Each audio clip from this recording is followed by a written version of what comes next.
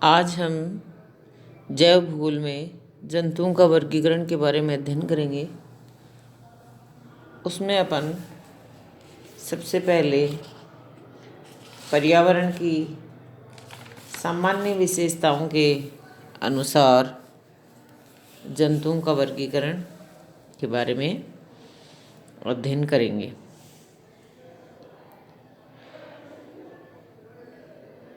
विश्व में जो भी जीव जंतु पाए जाते हैं वो अलग प्रकार के, यानी जल, थल या वायु, हर एक का अपना अलग तरह का एनवायरनमेंट होता है, उसमें निवास करते हैं और प्रत्येक जीव की रचना उसके वातावरण के अनुरूप होती है।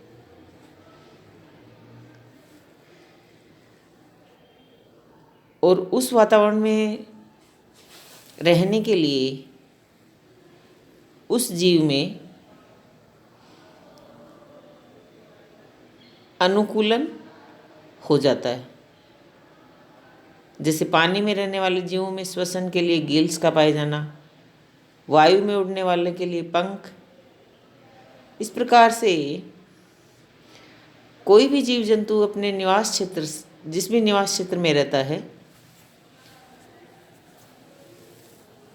वहाँ का पर्यावरण और जंतु दोनों के बीच में एक घनिष्ठ संबंध होता है और जीव जंतु वातावरण के अनुसार ही स्वयं को उसके अनुकूल बना लेते हैं, जिसे अडेप्टेशन कहते हैं। जंतु एवं वातावरण के मध्य के पारस्परिक संबंधों के अध्ययन को जंतु पारिस्थितिकी कहते हैं, एनिमल इकोलॉजी। अब है पर्यावरण की सामान्य विशेषताओं के अनुसार जंतुओं का वर्गीकरण जो अपन करते हैं, उसमें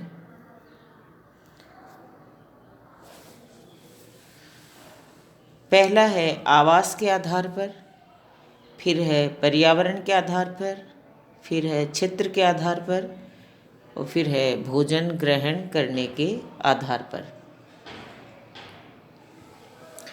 पहला जो वर्गीकरण है आवास के आधार पर, इसको सबसे पहले सेल्टर महोदय ने 1853 में दो भागों में विभक्त किया, महाद्वीपीय जंतु और महासागरीय जंतु।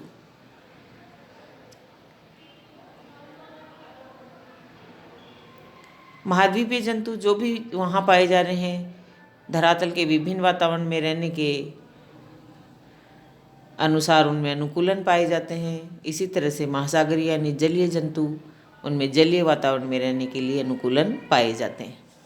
महाद्वीपीय जंतु में स्थलीय जंतु। 1888 में वालेस महोदय ने ये जो दो वर्गीकरण है, महाद्वीपीय जंतु और महासागरीय जंतु के अलावा एक तीसरा वर्ग भी बताया, वो था द्वीपीय जंतु। महाद्वीपीय जंतुओं में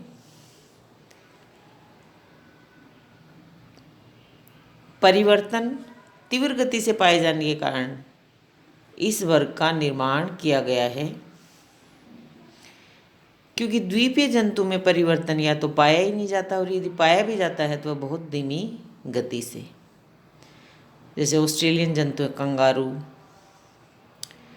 फिर आता है पर्यावरण के आधार पर वर्गीकरण।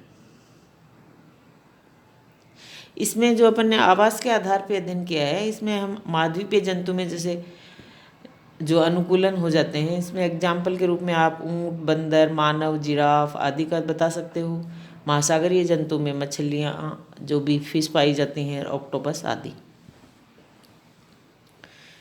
तो महाद्वीपीय जंतु, महासागरीय जंतु और द्वीपीय जंतु ये थे आवास के आधार पर। अब आता है पर्यावरण के आधार पर।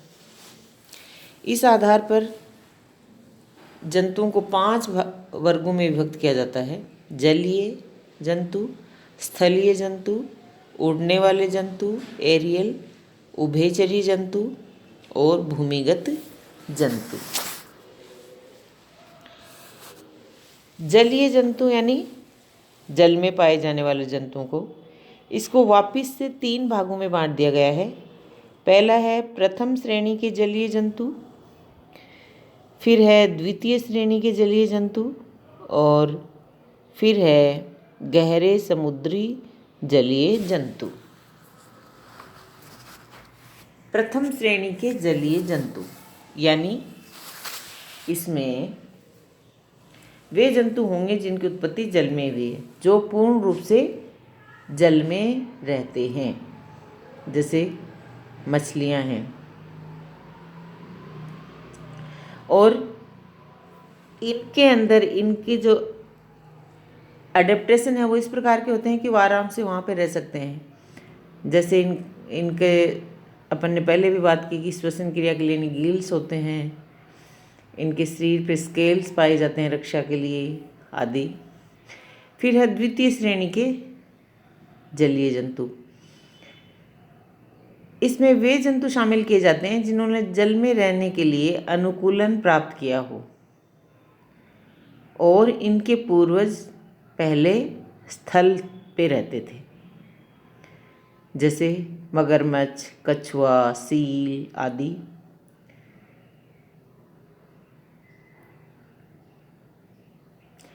ये जो जंतु हैं इनमें क्या होता है, ये कुछ समय के लिए जल से बाहर भी रह जाते हैं।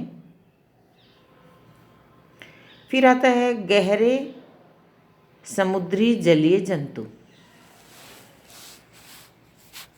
इसमें क्या होगा, इसमें उन जंतुओं को रखा जाता है जो गहरे समुद्र में पाए जाते हैं। ये छोटे छोटे होते हैं। इसका कारण वातावरण में भोजन की कमी का होना है। नाजुक कोमल जीव होते हैं।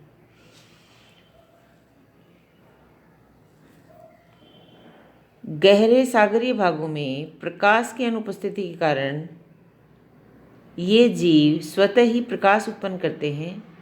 इनमें इस गुण को जीव संदीप्ति कहते हैं। जीव संदीप्ति, इससे इन जंतुओं के जो शिकार आदि के लिए